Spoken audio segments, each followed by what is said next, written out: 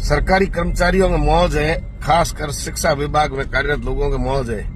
Education loan से शिक्षा पूर्ण करो, उसके बाद में माता पिता भाई लोन लेकर के उनको कोचिंग करवाते हैं, उनके बाद में उनको नौकरी लग जाती है। नौकरी लगने के 10 साल बाद एक प्लॉट ले लेते हैं, वो भी लोन से।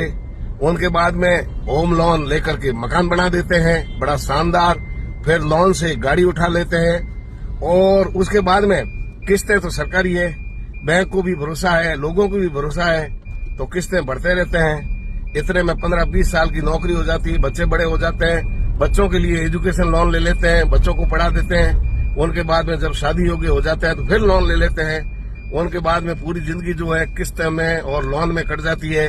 फिर कर्मचारियों की मौज ही मौज, ऊपर डंडा चलता रहता है। सोशल मीडिया का जमाना आ गया है, हर कोई तीसरी आंख जो है खास करके शिक्षकों पर टिकी रहती है।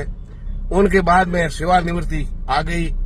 अब जो आसपास है माता पिता की जिम्मेदारी है, भाई बहन छोटे हैं तो उनकी जिम्मेदारी है, घर परिवार रिश्तेदारी समाज।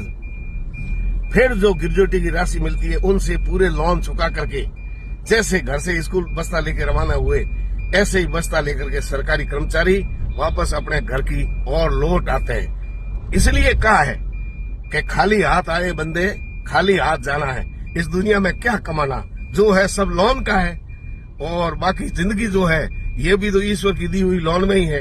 उनको सही तरीके से उपयोग करो, अच्छे काम करो।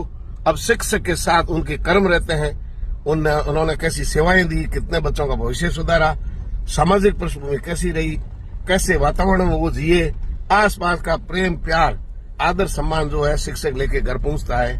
पूरी जिंदगी लोन पर गुजर जाती है।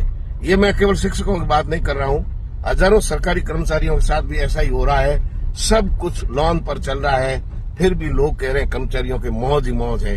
हालांकि मेहनत करने वालों की मौज नहीं है, लेकिन निकम्मे नालायकों की मौज हो सकती है, भ्रष्टाचारियों की मौज हो सकती है, अथवा जो घोटाले करते हैं या जो मूल पद पर नहीं रह करके अनावश्यक रूप से ऑफिसों में चिपके रहते हैं, उन लोगों के तो मौज ही मौज है। लेकिन जो ड्यूटी पर जाते हैं, कितनी दूर स्कूलें हैं, कहीं अगर कार्यालय नहीं मिलेंगे, कहीं आने जाने का जो है साधन नहीं मिलेगा। विशेषकर शिक्षिकाएं हैं, उनको दोहरी भूमिका, यानी परिवार को संभालना है, बच्चों को संभालना है और अन्य कोई समस्या हो तो किस तरीके से दूर ढाणियों तक स्कूलों में पहुंचना, वहां से वापस घर आना, बच्चों का देखभाल, उनकी पढ़ाई, परिवार को संभालना, रिश्तेदारी निभाना, ये बड़ा मुश्किल काम है।